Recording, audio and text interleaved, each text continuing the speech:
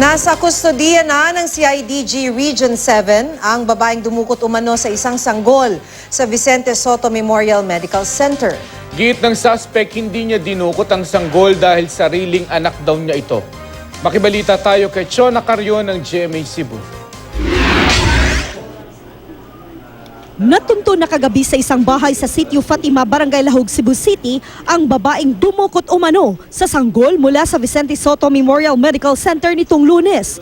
Inaresto agad ng mga pulis ang 26 anyos na call center agent na si Melissa Londres. Isang kapitbahay ni Londres ang nagtip sa Criminal Investigation and Detection Group Region 7 sa kinaroroonan nito matapos na mapanood sa balita ang CCTV footage na galing sa ospital.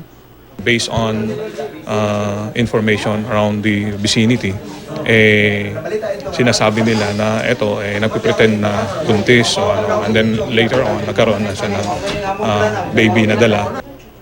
Malaking tulong daw na nakita ang mukha ni Londres sa CCTV footage. Base sa kuha ng CCTV, nagbihis nurse pa ito nang gawin ang krimen. Pero sabi ng suspect, hindi niya dinukot ang sanggol. Sariling anak daw niya ito na iniluwal daw niya noong January 4 sa loob ng isang taxi. Tumuha na lang ko pa sa ilong. Ako na lang ihatag akong bata, lang ko pa itan. Pero base sa investigasyon ng pulisya, nagpanggap lang umanong buntis si Londres. Mao lang ba? Lagi na ni ko nang uma miduol mo. Mo lang nauna. Kana sa kapapan pa yang ilong. Uba ba?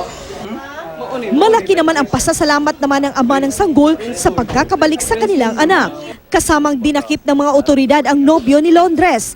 Inaalam pa kung may kinalaman ito sa pagdukot sa sanggol. Itinanggi naman niya ito at sinabing nagulat na lang siyang may inuwing sanggol si Londres. Pagkagabi na lang na ako ni Boan nga hapon sa alas 3 nga nana siya dala nga bata, then nakitaan sa na akong text niya nga nanganak na kanang siya. Nasa kustodiya ng CIDG-7 si Londres at ang kanyang nobyo. Nahaharap siya sa kasong kidnapping. Sinuri na ng mga doktor ng VSMMC ang kalagayan ng bata. Nire-review na rin daw nila ang security measures na ipinatutupad sa pagamutan.